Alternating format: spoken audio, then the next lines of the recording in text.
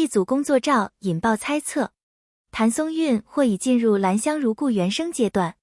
惊喜往往不是来自盛大的官宣，而是来自一张看似随意的照片。就在很多人还以为谭松韵正在放假模式时，一组来自工作室的工作明信片突然在社交平台悄悄上线，没有预告，没有铺垫，却在短短时间内把评论区直接点燃。有人反复放大画面，有人逐帧分析细节，还有人一句话总结：这哪是休息，这是换个地方继续拼命。更有意思的是，这一次引发讨论的不是什么红毯造型，也不是新剧定档，而只是一个再普通不过的场景——录音棚。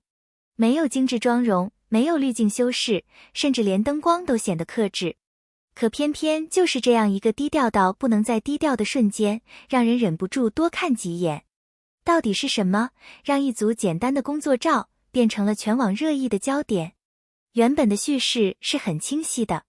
前段时间，谭松韵刚结束《我和我的命》的拍摄节奏，外界普遍默认她进入了一个相对放松的阶段。没有新项目高频曝光，也没有密集的宣传行程，一切看起来都像是在调整状态。但这组照片的出现，直接把这个认知打破了。所谓的休息，似乎只是从镜头前转移到了另一个更安静、更需要耐心的空间。画面里的她几乎是完全素颜，头发随意的扎起，没有刻意的造型设计。她坐在录音设备前，手里拿着台本，目光专注而稳定。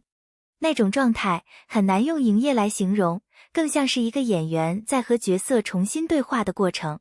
没有情绪外放的表演，却有一种内敛的力量在慢慢积累。很多观众第一眼看到这些照片时，都会产生一种很直接的感受：真实。不是刻意打造的真实感，而是那种不需要修饰就自然流露的状态。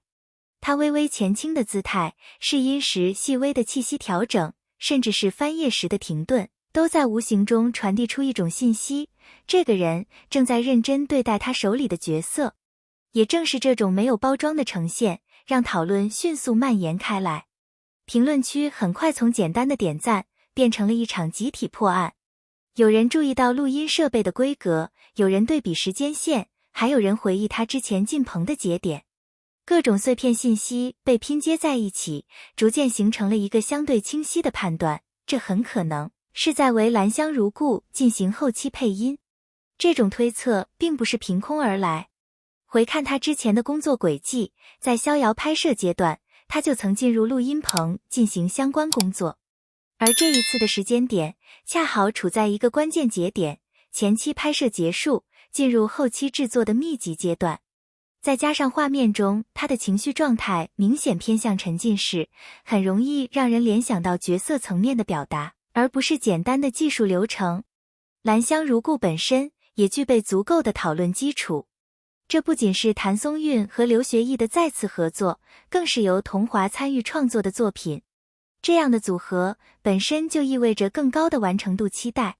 对于观众来说，这不只是一个新剧项目，更像是一场关于角色深度和情感表达的预期测试。而真正让人期待的，其实是角色本身的结构变化。根据目前已知的信息，这个故事中的人物存在明显的前后反差。沈佳兰与许兰香身份不同，处境不同，甚至连面对世界的方式都截然相反。从一个出身优渥却命运受限的千金，到一个在底层环境中逐渐完成自我重塑的角色，这种转变本身就需要极强的表演支撑。在这样的设定下，声音就不再只是台词的载体，而成为角色塑造的重要部分。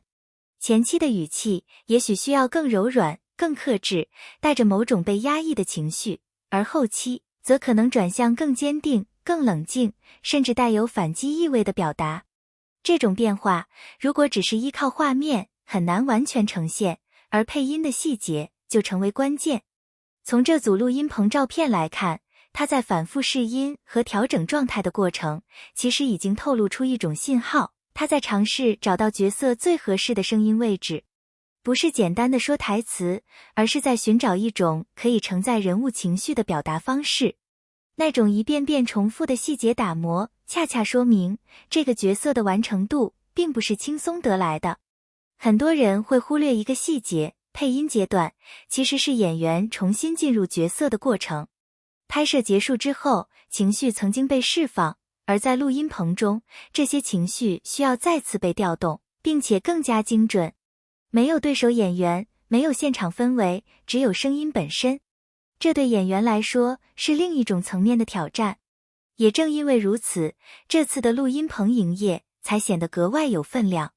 它不像一场公开活动那样直观，却更接近作品最终呈现的核心部分。观众看到的不只是一个工作瞬间，而是角色成型过程中的一段缩影。